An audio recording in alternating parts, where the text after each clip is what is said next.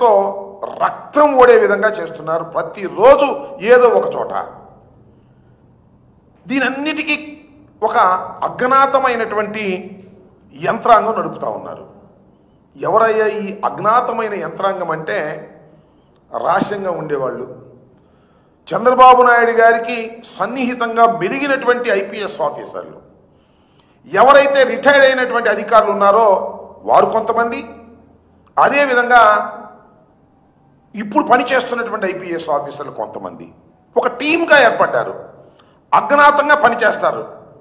నిజంగా ఎంత దారుణం అంటే పోలీసు వ్యవస్థ ఉన్నది ఏంటంటే దాడుల్ని అరికట్టడానికి, దాడి చేసిన వారి మీద కేసులు పెట్టడానికి, వారిని శిక్షించడానికి ప్రయత్నం చేసేటటువంటి కార్యక్రమం పోలీస్ యంత్రాంగం చేయాలి.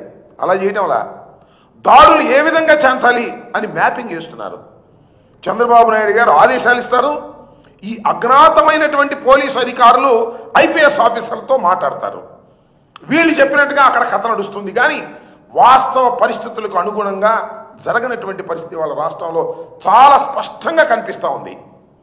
ఈ అజ్ఞాత వ్యక్తులు ఎవరు మాకు తెలియని వారు కాదు, అన్నీ మాకు తెలుసు. సమయం వచ్చినప్పుడు వారి సంగతి తేలుస్తాం. సమయం వచ్చినప్పుడు మళ్ళా తిరిగి వైఎస్ఆర్ కాంగ్రెస్ పార్టీ అధికారం వచ్చినప్పుడు ప్రజలు మిమ్మల్ని చెప్పులతో కొడతారు. అదేవిధంగా చట్ట ప్రకారంగా మీ మీద యాక్షన్ కూడా తీసుకుంటామని మనవి చేస్తున్నా.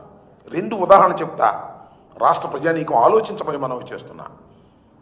పల్నాడులో గుండ్లపల్లి అనే గ్రామంలో, గుండ్లపాడు అనే గ్రామంలో 2 తెలుగుదేశం వర్గాలు కొట్టుకున్నారు, 2 చనిపోయారు. ఇది నేను చెప్పిన మాట కాదు. ఇమీడియట్గా సంఘటనా స్థలంలో ఐపీఎస్ ఆఫీసర్, పలనాడుకు చెందినటువంటి ఎస్పీ వెళ్ళి ఏం చెప్పాడు, పత్రికా ముఖంగా మీరందరూ చూశారు కదా. 2 వర్గాలు కొట్టుకున్నాయి, వాళ్ళల్లో వాళ్ళు కొట్టుకున్నారు. ఇది తెలుగుదేశానికి సంబంధించిన అంశమే తప్ప మరొకటి కాదు అని స్పష్టంగా జిల్లా హెడ్, ఇన్వెస్టిగేషన్ అథారిటీకి హెడ్గా ఉన్నటువంటి ఐపీఎస్ అధికారి పల్నాడు ఎస్పీ చెప్తే ఏమైంది, మళ్ళా గంటకే పిన్నెల రామకృష్ణారెడ్డి వారి సోదరులు పెట్టారు. ఇది అజ్ఞాతంగా ఉన్నటువంటి, రహస్యంగా ఉన్నటువంటి పోలీసు అధికారులు, అదేవిధంగా రిటైర్డ్ అధికారులు ఎమ్మటే ఎస్పీతో మాట్లాడతారు, కేసు తారుమారు చేస్తారు, కేసు పెడతారు. ఇంతకన్నా పచ్చి ఉదాహరణ ఏమైనా కావాలా అని అడుగుతా ఉన్నా. అంతేకాదు, జగన్మోహన్ రెడ్డి గారు మొన్న సత్యనపల్లి వెళ్ళారు. సత్యనపల్లి వెళ్తున్నప్పుడు పోలీసులు రక్షణ కల్పించలేకపోయారు. సత్యనపల్లి అయితే 1300 మంది కానిస్టేబుల్స్ని పెట్టారు. జగన్మోహన్ రెడ్డి గారు వెళుతున్న కారు పక్కన ఒక్క కానిస్టేబుల్ కూడా పెట్టలా, రోపార్టీ పెట్టలా. ఎవరో ఒక అతను సింగయ్య అనే మా కార్యకర్త కారు గుద్ది చనిపోయాడు. ఎవరు కారు గుద్దింది? మేము చెప్పిన మాట కదే. గుంటూరు ఎస్పీ ఏం చెప్పాడు, నెంబర్ కూడా చెప్పాడు. కాన్వాయ్ కాదు, కాన్వాయ్ను అనుసరిస్తున్నటువంటి ఫలానా నెంబర్ సఫారీ కారు గుద్దింది, ఆయన పడిపోయాడు. ఇది కదా చెప్పింది. ఎవరు చెప్పింది? IPS officer. పల్నాడులో ఉన్న ఎస్పీ ఏ విధంగా చెప్పాడో గుంటూరులో ఉన్న ఎస్పీ కూడా ఆ విధంగా చెప్పాడు. చెబితే ఏం చేశారండి, ఎఫ్ఐఆర్ జగన్మోహన్ రెడ్డి గారు కారు కింద పడ్డాడని, జగన్మోహన్ రెడ్డి గారిని దానిలో ప్రయాణం చేసే వ్యక్తుల్ని కూడా కేసులో పెట్టారే. ఇంతకన్నా ఏం కావాలి? పచ్చి ఉదాహరణ పోలీసు వ్యవస్థ ఏ విధంగా పనిచేస్తుందో ఈ 2 సంఘటనలు చాలదా అని అడుగుతా ఉన్నా. అంతేకాదు, చంద్రబాబు నాయుడు గారు అంటారు టైర్ కింద పడితే కుక్క పిల్లలు లాగేశారు అంటున్నారు. ఏమండి నాకు తెలియక అడుగుతాను, చంద్రబాబు నాయుడు గారు అంబులెన్స్లో ఎక్కేటప్పుడు సింగయ్య బ్రతికున్నాడా లేదా? ఇది ప్రపంచం చూసినటువంటి అంశం. సరే, దానికి కథ ఉందనుకోండి. ఏమని, అంబులెన్స్ వచ్చేదాకా ఆటోలో తీసుకెళ్ళకోకుండా ఉండేందుకు 40 నిమిషాలు ఆపారు పోలీసులు. ఈ తర్వాత మాకు తెలిసినటువంటి సంఘటన. అంబులెన్స్లో ఎక్కేటప్పుడు సింగయ్య మాట్లాడుతున్నాడు, ఫోన్ నెంబర్ ఇచ్చాడు, భార్య బిడ్డల పేరు చెప్పాడు, వాళ్ళు ఫోన్ చేసే అవకాశం ఇచ్చాడు, అంబులెన్స్లోకి ఎక్కాడు, అంబులెన్స్ నుంచి దిగేటప్పుడు చనిపోయాడే. ఏంటిది? చంద్రబాబు నాయుడు గారు ఏమంటారు? జగన్మోహన్ రెడ్డి గారు కావాలని తొక్కించి చంపాడని చెబుతూ బుద్ధి ఉందా బుద్ధి లేదా అని అడుగుతా ఉన్నా. ఏమండి నారా చంద్రబాబు నాయుడు గారు, అసలు నీకు బుద్ధి ఉందా లేదా? అన్నం తింటున్నావా, గడ్డి తింటున్నావా? ఏమిటి ఆరోపణలని అడుగుతా ఉన్నా. ఇంత దుర్మార్గంగా పోలీసు వ్యవస్థను నీ చేతిలో పెట్టుకొని సిగ్గు ఎగ్గు లేకోకుండా జగన్మోహన్ రెడ్డి గారి మీద ఆరోపణలు చేసి ఒక అజ్ఞాతమైనటువంటి పోలీసు అధికారుల టీం పెట్టుకొని వాళ్ళ రహస్యంగా నువ్వు కేసులు పెట్టి బెదిరించాలని ప్రయత్నం చేస్తావా? బెదురుతావా మేమని అడుగుతా ఉన్నా. దుర్మార్గమైనటువంటి పరిపాలన చేస్తున్నటువంటి చంద్రబాబు నాయుడు గారు ఎంత దుర్మార్గంగా ఇవాళ వ్యవహరిస్తున్నారో నేను ప్రత్యేకంగా చెప్పాల్సిన అవసరం లేదు. మీరు అధికారంలోకి వచ్చినప్పుడు ఏం చెప్పారండి? రాజకీయాలు ఎన్నికల వరకే, రాజకీయాల తర్వాత అందరూ సమానమే చెప్పావా? ఏమిటి వాళ్ళు నువ్వు చేస్తున్నది?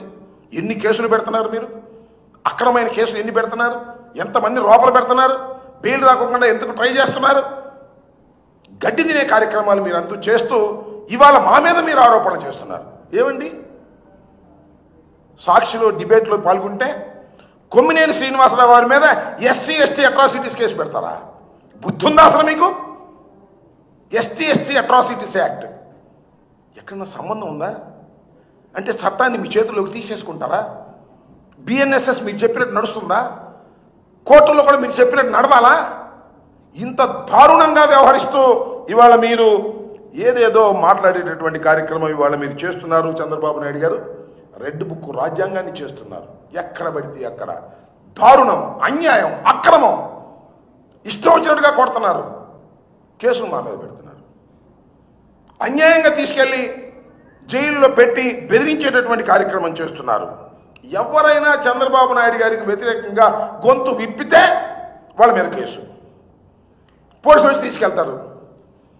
అక్రమంగా అన్యాయంగా సెక్షన్లు పెడతారు, బెయిల్ రాని సెక్షన్లు పెడతారు, లోపలేస్తారు.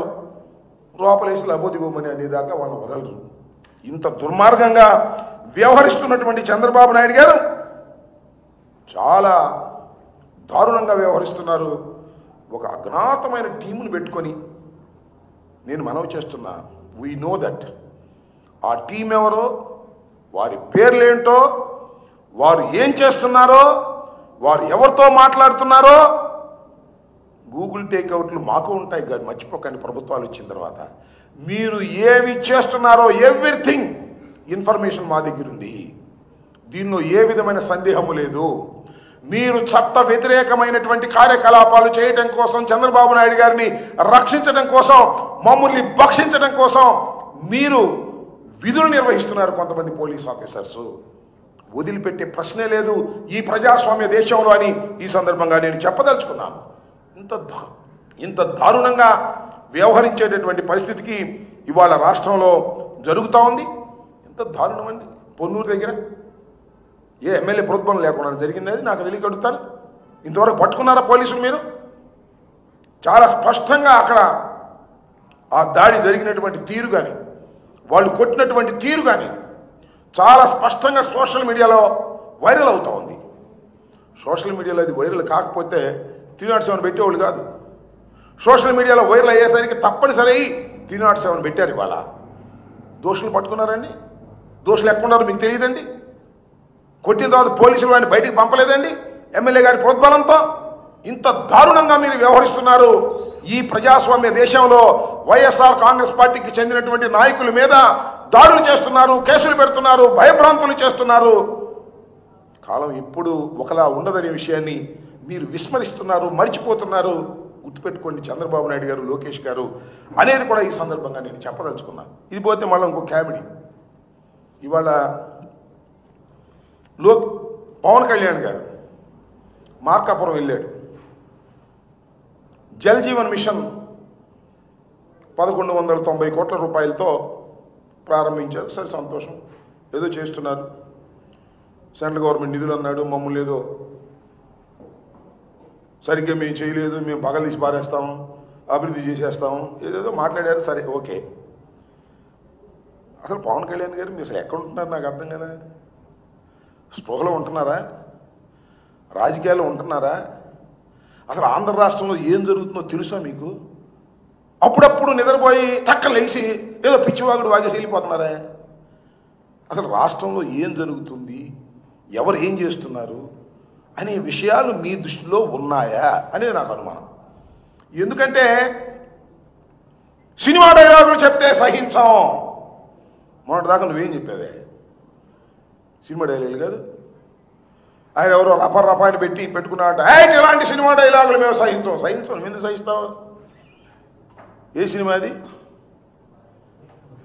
పుష్ప సినిమా డైలాగ్ నువ్వు సహించవు. పుష్ప సినిమా హీరోని నువ్వు సహించవు. ఎందుకంటే సూపర్ హిట్ అయిన సినిమా కదా అది, నీకు ఇష్టం లేదు, అందుకని దానిలో డైలాగ్ నువ్వు సహించవు అన్నట్టుగా అనిపిస్తుంది మాకు. నువ్వేమన్నావే? ఎవడు అమాయకుడు పాపం తెలియనివాడు ఏదో బోర్డు పెట్టున్నాడు. నువ్వేమన్నా? ఉప ముఖ్యమంత్రివి, సినిమా నటుడివి, శాసనసభ్యుడిగా గెలిచిన వాడివి, ఏమన్నావు నువ్వు? తొక్కి నారదీస్తావా? ఇడేలాగా బాగుందా? బుద్ధి జ్ఞానం ఉందా నీకు? నువ్వైతే తొక్కి నారదీయొచ్చు, ఎవడో అమాయకుడు ఏం మాట్లాడకూడదు. అమాయకుడు మాట్లాడితే అది నువ్వు సహించవు. నువ్వేమో కారు మీద ఎక్కి అపోజిషన్ ఉన్నప్పుడు వీరవిహారం చేయొచ్చు. జగన్మోహన్ రెడ్డి గారు ఊళ్ళోంచి బయటికి వెళ్ళడానికి వెళ్ళలేదు. ఏంటి, ఎక్కడున్నావు అసలు? ఏం చేస్తున్నావు? నాకు అర్థం కదా. అసలు కన్సిస్టెంట్గా నువ్వు జరుగుతున్నటువంటి విషయాలు నీకు తెలుసా నేను అడుగుతా ఉన్నా. మీ జిల్లాలో, కాకినాడ జిల్లాలో రైతులు, ధాన్యపు రైతులు డబ్బులు లేక రాక 1000 కోట్లు సుమారుగా రోడ్డు మీద ఎక్కారు. పట్టించుకున్నావా?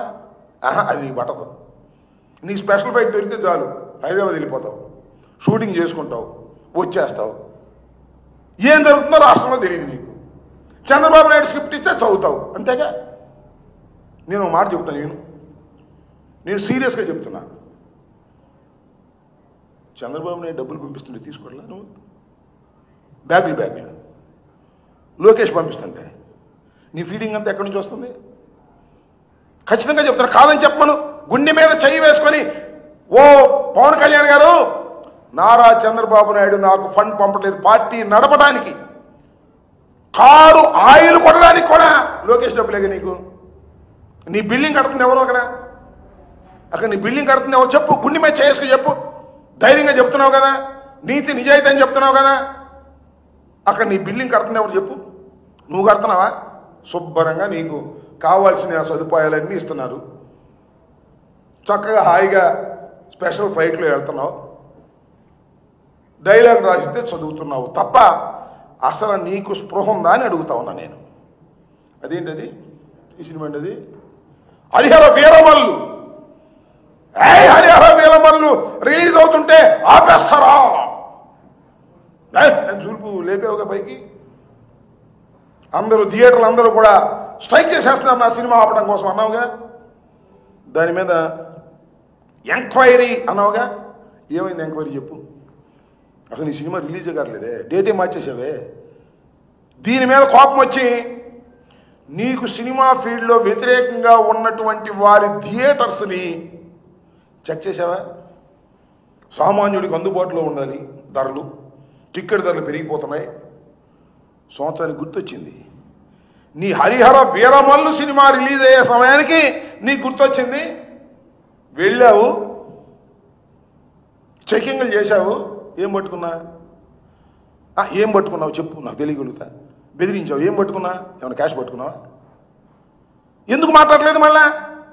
అసలు ఈ వీరమల్లు సినిమా ఎందుకు పోస్ట్పోన్ అయింది చెప్పు. ఊరికినే ఆవేశంగా ఏదో రాసి ఇచ్చేది చదవటం, అసలు ఆంధ్ర రాష్ట్రంలో ఏం జరుగుతుందో తెలియకోకుండా ఉంటాం. అక్కడ దాకా ఎందుకండి? నీ శాఖగా. అదేంటది? పనికి ఆహార పథకం. ఇంతవరకు నాకు తెలిసి పనికి ఆహార పథకంలో ఇన్ని రోజులు బాకీ తీర్చుకోకుండా ఎప్పుడైనా రాష్ట్ర ప్రభుత్వం ఉందా? దీని ఒకదాని సమాధానం చెప్పు. నీ శాఖే, లోకేష్ శాఖ ఎవరో కాదు, నీ శాఖే. అసలు నీ శాఖనే నువ్వు పట్టించుకోవట్లేదే, ఏమిటి అన్యాయం? అదేమంటే ఇంకో మాట కూడా అడుగుతా నేను, చెప్పండి మీరు సమాధానం. తప్పో రైటో, మీ అన్నగారు నాగబాబు గారిని మంత్రివర్గంలో తీసుకోవాలని అనుకున్నావంట. అది ఒక పెద్ద తప్పు అనుకున్నావు. చంద్రబాబు నాయుడు లెటర్ ఇచ్చాడు ఇంత బోర్ని ఇచ్చాడు, చూశారుగా మీరు. కొణిదెల నాగబాబు గారిని రాష్ట్ర మంత్రివర్గంలోకి తీసుకుంటామని లెటర్ రాసి ఇచ్చాడు. ఏమైంది లెటర్? ఏమైంది? అసలు ఎవడన్నా లెటర్ రాసిస్తాడా? మంత్రివర్గంలోకి తీసుకుంటాను పలానా వ్యక్తినని ఎవరైనా ముందుగా లెటర్ రాసి ఇస్తారా? లెటర్ రాసిస్తే ఇంతవరకు ఎందుకు ఇంప్లిమెంట్ కావటం లేదు? సిగ్గుందా? అడిగే దమ్ముందా? ఏంటిది?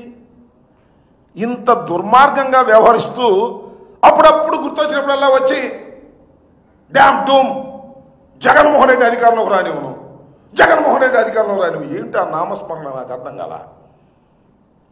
2019 ఏం చెప్పా గుర్తుందా? ఏమన్నాయి పవన్ కళ్యాణ్ గారు? 2019లో మీరేమి చెప్పారో గుర్తుందా? డైలాగ్, జగన్మోహన్ రెడ్డి అధికారంలోకి రాడు, నాది హామీ, రానివ్వను అన్నావు. వచ్చాడుగా? వచ్చాడు రాలేదా? మళ్ళీ వాళ్ళు ఏమన్నావు? రానివ్వను, ఆపేస్తాను. జగన్మోహన్ రెడ్డి గారిని అధికారంలోకి రానివ్వను అంటాం కంటే డైలాగ్ మార్చి చెప్పు. చంద్రబాబునే నేను మోస్తాను, చంద్రబాబునే అధికారంలోకి తీసుకొచ్చే ప్రయత్నం చేస్తాను, చంద్రబాబునే భుజాన్ని ఎక్కించుకుంటాను, చంద్రబాబు నాకు అన్ని సదుపాయాలు చేస్తున్నాడు, నాకేమీ అభ్యంతరం లేదు, చంద్రబాబును మొయ్యటమే నా పని, నేను సెకండ్ గ్రేడ్ లీడర్గానే బ్రతుకుతాను అని చెప్పాయా. మేమే మాట్లాడాం, మాకెందుకు ఇంకా గొడవ? అది ఉంటే మీ జనసేన వాళ్ళకి కాపులకి సంబంధించిన వ్యవహారం. మా పవన్ కళ్యాణ్ చంద్రబాబుకి శాఖరీ చేస్తాడు, ఇక రెండే పనే లేదు అని చెప్పు. అప్పుడప్పుడు వెళ్ళి షూటింగ్లు చేసుకో, ఎప్పుడన్నా వచ్చి డైలాగులు చెప్పు. ఇంతేగా. అసలు నీకు ఈ ప్రభుత్వంలో అసలు భాగస్వామ్యం ఉందా అని అడుగుతా ఉన్నా. ఉప ముఖ్యమంత్రికి పేరు, హెలికాప్టర్లో సీటు, స్పెషల్ ఫ్లైటు తప్ప అసలు ఉప ముఖ్యమంత్రిగా ఈ పరిపాలనలో నీ భాగస్వామ్యం ఏది అని అడుగుతా ఉన్నా. లేదు, భాగస్వామ్యం అవసరంలా, నాకు ఆఫీస్ కడితే చాలు, క్యాష్ కొడితే చాలు అనే పద్ధతుల్లో వ్యవహరిస్తున్నటువంటి పవన్ కళ్యాణ్ గారు మమ్మల్ని అధికారంలో రానియడంట, ఆపేస్తాడంట, గేటు గారు కాపలా కాస్తాడంట. చంద్రబాబు నాయుడికి గేటు దగ్గర కాపలా హాయ్ ఎవరొద్దన్నారు? 15 సంవత్సరాలు కాదు, బతికున్నంత కాలం చంద్రబాబు దగ్గరే కాపలాగాయి, మాకేం అభ్యంతరం లేదు. మమ్మల్ని ఆపటం నీ వల్ల కాదు, చంద్రబాబు వల్ల కూడా కాదు. ప్రజలు మమ్మల్ని కావాలనుకున్నప్పుడు మేము అధికారంలోకి వస్తాం. జగన్మోహన్ రెడ్డి సింగిల్గా ఫైట్ చేసేటటువంటి తత్వం కలిగిన వాడు తప్ప పవన్ కళ్యాణ్, చంద్రబాబు, భారతీయ జనతా పార్టీ, ఇంకెవరు ఉంటే వాళ్ళు అందరినీ కట్టగలుపుకొని వచ్చేటటువంటి స్వభావం కాదు మాది. ఈ రాష్ట్రంలో సుపరిపాలన అందించాం, దురదృష్టవశాత్తు ఓడిపోయాం. ఇవాళ జగన్మోహన్ రెడ్డి గారు ఎక్కడికి వెళితే అక్కడ జనం ప్రభంజనలాగా వస్తున్నారంటే దాని బాడీ లాంగ్వేజ్ ఏంటి? వాళ్ళు గుట్లుగా వస్తున్నారంటే అయ్యా పొరపాటు అయిపోయిందయ్యా, మిమ్మల్ని కాదని ఆ దుర్మార్గమైన కూటమిని ఎన్నుకున్నాం, నువ్వు మళ్ళా నేను ఎన్నుకుంటావు అనేటువంటి సంకేతాలు పంపుతున్నారు. అందుకే మేము రానియం. 4 సంవత్సరాలు ఉంది స్వామి. ఓ పవన్ కళ్యాణ్ 4 సంవత్సరాలు ఉంది, ఇప్పుడు నుంచి రానియకుండా కాపలేందుకు 4 సంవత్సరాల తర్వాత కదా. నేను రానియం, నేను ఇక్కడే కూర్చుంటా. ఏంది ఇది నాకు అర్థంగా? నేను రానివ్వను రానివ్వను రానివ్వను రానివ్వను అని నువ్వు నీ కూటమిలో ఉన్నటువంటి చంద్రబాబు, పవన్ కళ్యాణ్ అంటున్నాడంటే జగన్ వస్తాడని భయపడుతున్నారు. ఇది వాస్తవం. ఇవాళ మీరు వెళ్ళి జలజీవన మిషన్ కార్యక్రమంలో సినిమా డైలాగులు చెప్పడం కాదని అన్ని సినిమా డైలాగులు చెప్పి 10 సంవత్సరాలు సినిమా డైలాగులు చెప్పి నువ్వు ఇవాళ మా గురించి మాట్లాడుతున్నావు. అసలు నీ లాంగ్వేజ్ ఏంటి? నీ కథ ఏంటి? ఎన్ని తిట్టావండి మమ్మల్ని? వైసీపీ నా కొడకల్లారా అనలేదా? నువ్వు వైసీపీ ఎమ్మెల్యే నా కొడకల్లారా అనలేదా? మర్చిపోయావా? అధికారంలోకి వచ్చేప్పుడు అన్నీ మర్చిపోతావే? హెలికాప్టర్లు, స్పెషల్ ఫ్లైట్లు మాత్రమే గుర్తుంటాయే? కొద్దిగా ఆలోచన చేసి మాట్లాడు. రాష్ట్ర రాజకీయాల పట్ల అవగాహన పెంచుకో. అసలు రాష్ట్రంలో ఏం జరుగుతుందో తెలుసుకో. ప్రతి చోట అన్యాయం, అక్రమం జరుగుతున్నాయి. మేమా కొడుతుంది? ఏమండి వినుకొండలో నరికి పారేశారే, నిన్న పొన్నూరులో ఇరగొట్టేశారే, మహిళల మీద దౌర్జన్యాలు జరుగుతున్నాయే, చంద్రబాబు నాయుడు గారి కాన్స్టిట్యున్సీలో అప్పు ఇవ్వలేదని తిరిగి చెట్టు కట్టేసి కొట్టారే. ఏంది? బెల్ట్ షాపులు ఎన్ని ఉన్నాయి? గంజా ఎంత దొరుకుతుంది? ఏమి పట్టవు నీకు. నీకు మాత్రం పట్టేది ఒకటే, చంద్రబాబు నాయుడు గారు పంపించేటటువంటి డబ్బులు, నీకు స్పెషల్ ఫ్లైట్స్, హెలికాప్టర్లో సీట్లు, జల్సాగా బతకడం నేర్చుకున్నావు, మొత్తాన్ని ముంచేస్తున్నావు. పాపం జన సైనికులు సీఎంఓ సీఎంఓ సీఎంఓ అంటే నోరు మూసుకోవాల్సి వచ్చింది. ఇక సీఎం పోయింది, ఓజీ ఓజీ ఓజీ అంటున్నారు. మొదటిదాకా వీరమల్లి వీరమల్లి వీరమల్లి అన్నారు, అది పోయింది. ఇప్పుడు ఓజీ ఓజీ ఓజీ అంటారు, మరి అదేమైతే తెలియదు. సినిమాలు బాగానే ఉన్నాయి, మాకేం అభ్యంతరం లేదు. కానీ ఇలాంటి దుర్మార్గమైన మాటలు మాట్లాడి మైక్ దొరికింది కదా అని చెప్పి ఎప్పుడో ఒకసారి షూటింగ్ విరామ సమయంలో వచ్చి మీటింగులు పెట్టి చంద్రబాబు నాయుడికి లోకేష్కి భజన కొట్టేటటువంటి కార్యక్రమాలు చేసి మమ్మల్ని ఏదో నిలువరించాలని ప్రయత్నం చేస్తున్నాం. మమ్మల్ని నిరోధించటం ఎవరి వల్ల కాదు. ప్రజలు మా పక్షాన ఉన్నప్పుడు నీ వల్ల కాదు, లోకేష్ వల్ల కాదు, చంద్రబాబు నాయుడు వల్ల అంతకంటే కాదు. దుర్మార్గమైనటువంటి పాలన 1 సంవత్సర కాలం చేసిన తర్వాతే చంద్రబాబు నాయుడు గారి మీద, కూటమి ప్రభుత్వం మీద తీవ్రమైన వ్యతిరేకత పెరిగినటువంటి వాస్తవాన్ని గమనించిన తర్వాతే మీలో భయం ఏర్పడి జగన్ రానియం జగన్ రానియం జగన్ రానియం అని భజన చేసుకొస్తున్నారు.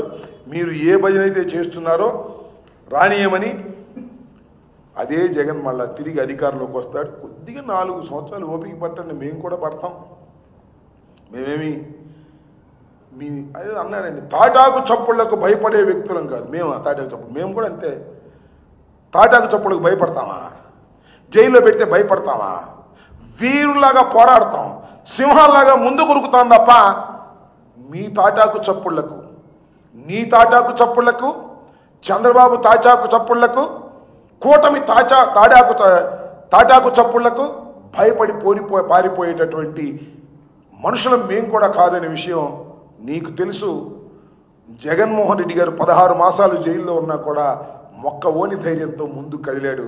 ఇవాళ మీరు ఎన్ని కేసులు పెట్టి ఎన్ని ఇబ్బందులు పెడుతున్నా వెనక్కి వెళ్ళే ప్రశ్నే ఉండదు. ఏం జరిగినా దానికి సిద్ధంగా ఉన్నామనే విషయాన్ని చంద్రబాబు గారికి తెలుసు. నీకు తెలియకపోతే తెలుసుకోమని పవన్ కళ్యాణ్ గారికి ఈ సందర్భంగా చెప్పదలుచుకున్నాను. అవునవును, మా పార్టీ వాళ్ళే నిన్న పొన్నూరులో తలకాయలు బాగుకొట్టారు. మా పార్టీ వాళ్ళే మన వినుకొండలో నరికి పారేశారు. ఇవాళ జరుగుతున్నంత తెలుగుదేశం గుండాలు చేస్తున్నటువంటి కార్యక్రమం కాదా అది? అది పవన్ కళ్యాణ్ గారికి తెలియదు పాపం. ఆయన లేడు, ఆయన వేరే పనుల్లో ఉన్నాడు. రాష్ట్రంలో ఏం జరుగుతుందో పాపం ఆయన చూసుకోలేకపోతున్నాడు. అది నాకు అర్థమవుతున్నటువంటి అంశం. ఎన్నండి ఈ సంవత్సర కాలంలో? ఇదిగో నా దగ్గర ఉంది దాడులు, 1 2 ఇన్ని దాడులు లిస్ట్ ఉంది, కావాలంటే మీ అందరికి ఇస్తా ఒక్కొక్కటి అన్ని డేట్ల వారీగా. సో మెనీ డేట్ల వారీగా దాడులు. ఈ దాడులన్నీ ఎవరు చేయించేది? పోలీస్ డిపార్ట్మెంట్లోనే ఒక వర్గం. నేను చెప్పాను ఇందాక, అజ్ఞాతంలో ఉన్నటువంటి వర్గం. రిటైర్డ్ పోలీస్ ఆఫీసర్స్, చంద్రబాబు నాయుడికి సన్నిహితంగా ఉండేవాళ్ళు, ప్రస్తుతం ఉన్న ఆఫీసర్లు కలిసి ఒక ముఠా. ఈ ముఠా ఎప్పటికప్పుడు మాట్లాడుతూ ఉంటుంది. నేరస్తులను కాపాడే కార్యక్రమం, వైఎస్ఆర్సీపీ నాయకుల మీద కేసులు పెట్టే కార్యక్రమం, బెయిల్ లేకుండా మళ్ళీ కొత్తగా కేసు ఏం పెట్టాలి, ఏ సెక్షన్ పెట్టాలి, ఇదే పనిలో ఉంది తప్ప లా అండ్ ఆర్డర్ను కాపాడాలనేటువంటి ఉద్దేశంతో రాష్ట్ర ప్రభుత్వంలో ఉన్నటువంటి పోలీస్ యంత్రాంగం లేదనే విషయం పాపం పవన్ కళ్యాణ్ గారికి తెలీదో లేక తెలిసి కూడా సర్దుకుని ఉంటున్నాడో నాకు తెలియదు. కానీ పవన్ కళ్యాణ్ గారు గుర్తుపెట్టుకోండి, కూటమి ప్రభుత్వం విఫలమైంది, హామీలు నెరవేర్చడంలో ఫెయిల్ అయింది, ప్రజా వ్యతిరేకత పెరిగింది. ఆ వ్యతిరేకతలో ఎవడైనా కొట్టుకుపోయే పరిస్థితి వస్తుంది. జాగ్రత్తగా ఉండండి, లేకపోతే మీ కర్మ.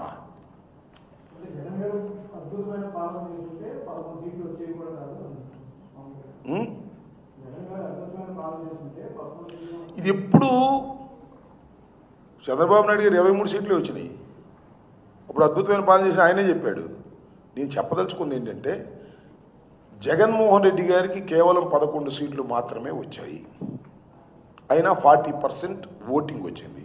కానీ సీట్లు మాత్రం 40% రాలేదు. ఇది ఇండియన్ డెమోక్రసీలో ఉన్నటువంటి ఇబ్బంది. నేనేమంటానంటే, మీరు ముగ్గురు గెలిచారు, ఇంకా చాలా ఆరోపణలు కూడా ఉన్నాయి. ఈవీఎంలని ఇంకోటని వాటి జోలికి నేను పోదలుచుకోలేదు. కానీ ముగ్గురు కలిశారు, మీరు అనేకమైనటువంటి హామీలు ఇచ్చారు. మీరు పవన్ కళ్యాణ్ గారు ఏ హామీలు నెరవేర్చారని నాకు అర్థం కాలేదు, చెప్పండి. ఉమ్మడి మేనిఫెస్టోని ఇచ్చారు కదా మీరును చంద్రబాబు నాయుడు గారు. ఇవాళ తొలి అడుగుని వెళ్తున్నారు కదా. మా వాళ్ళు కూడా బాబు షూరిటీ మోసం గ్యారంటీ అనే కార్యక్రమం మేము వెళ్తున్నాం. మేము వెళ్తుంది ఏంటో తెలుసా? మీ మేనిఫెస్టోని తీసుకెళ్తున్నాం. మీ ఉమ్మడి మేనిఫెస్టోని ఎంతవరకు చేశారో చూడమని. కాబట్టి 40% మాకు ఓట్లు వచ్చిన మాటను మీరు విస్మరించి మీ ఇష్టం వచ్చినట్టుగా మాట్లాడుతున్నారు. 11 సీట్లే, పులివెందుల ఎమ్మెల్యేనే, ఇట్లా కించిపరిచే మాటలు మాట్లాడుతున్నారు.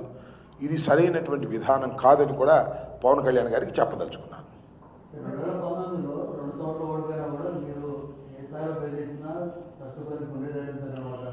సింగిల్గా రమ్మను, 2 సార్లు ఓడిపోయాడు నిజమేగా.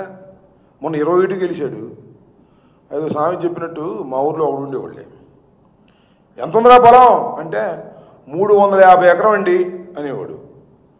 నీకే లేదు, నాకును చల్లపల్లి జమీందారు గారికి కలిపి. చల్లపల్లి జమీందారు గారికి ఎంత ఉంది నీ 350లో? ఆయనకి 349 ఎకరాలు, నాకు 1 ఎకరం అని చెప్పేవాడు. అట్టా ఉంది వ్యవహారం, నీ వ్యవహారం కూడా. నువ్వు సింగిల్గా నిలబడితేనే ఓడిపోయావు. చంద్రబాబు నువ్వు